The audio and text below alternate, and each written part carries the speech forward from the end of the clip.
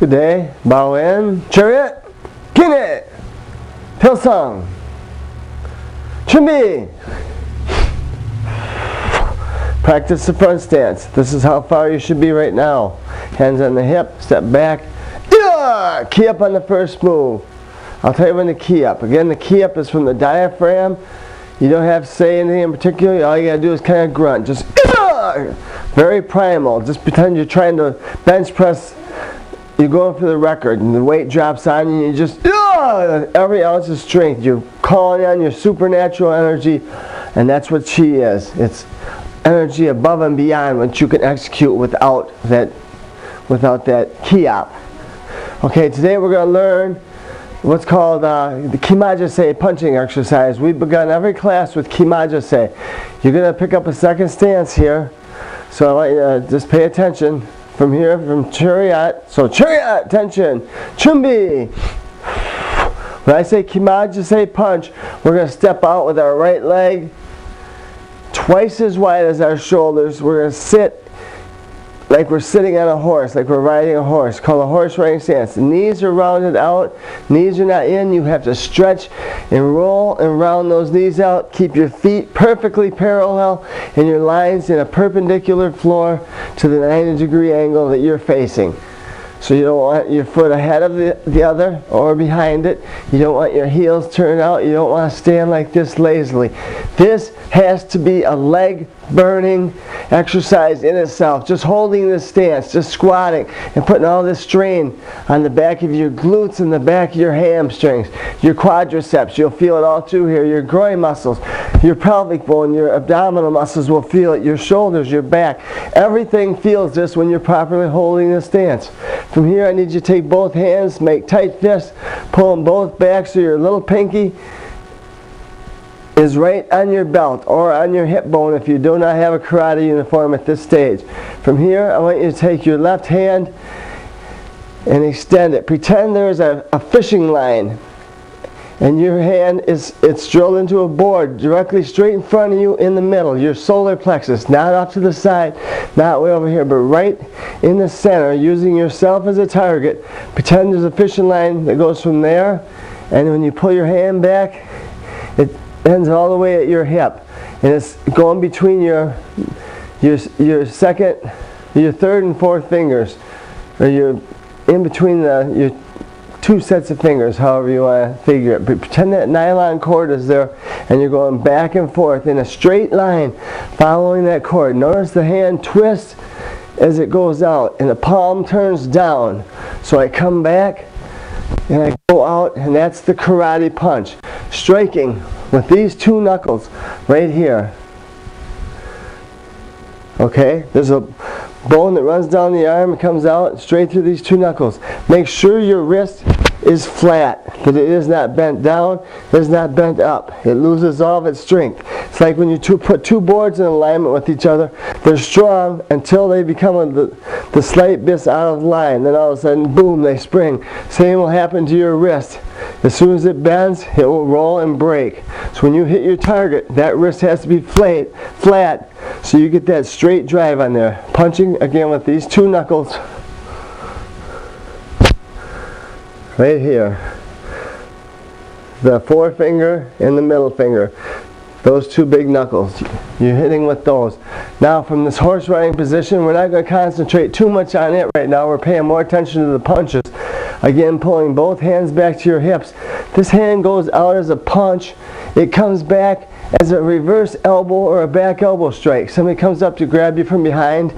Bang! It comes straight back. It serves two purposes.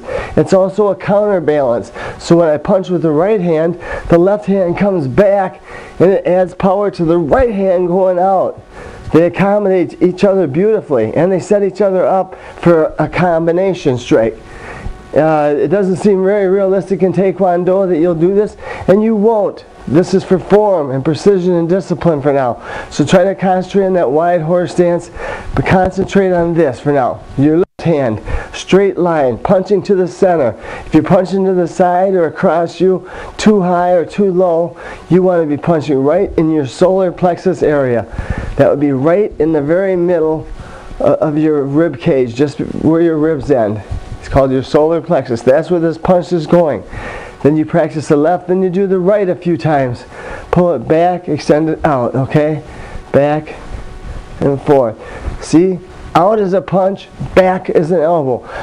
Strike, strike, strike, strike. 1, 2, 3, 4. Now we're going to mix them together. 1, we're going to punch, we're going to change hands. Okay, again.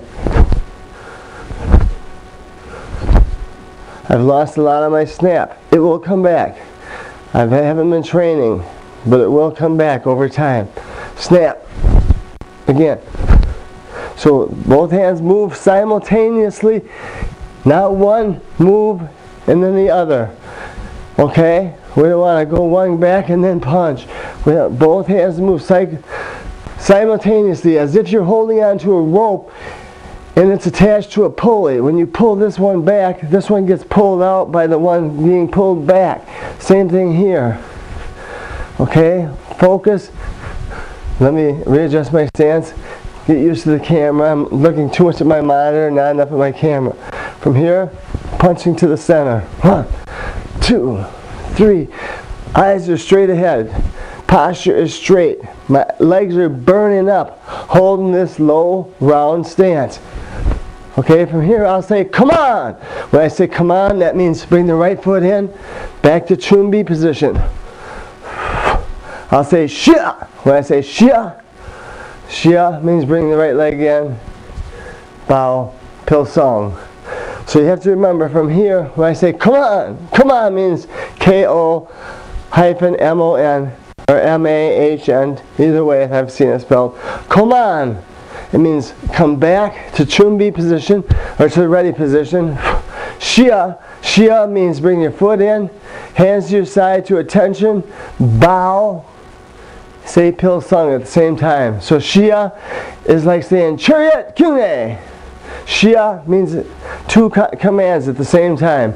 So I've just been doing my Kima Ja Shae punching, and the instructor say be me. I say come on. Step out with the right foot forward. Other hand comes out in front of you. The left one was already there. Bring it back into ready position. Shia. Shia. S-H-E-A. Bring your both feet together to attention. From here, you bow and say pilsung.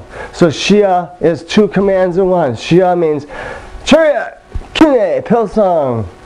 You understand that. You have to be aware of that. So I will start a class. I'll start you out. Chariot, kyune, we'll bow. Chumbi. Kima Ja Shae punch. Shijak. When I say shijak, that means begin. S-E-J-A-K. Shijak.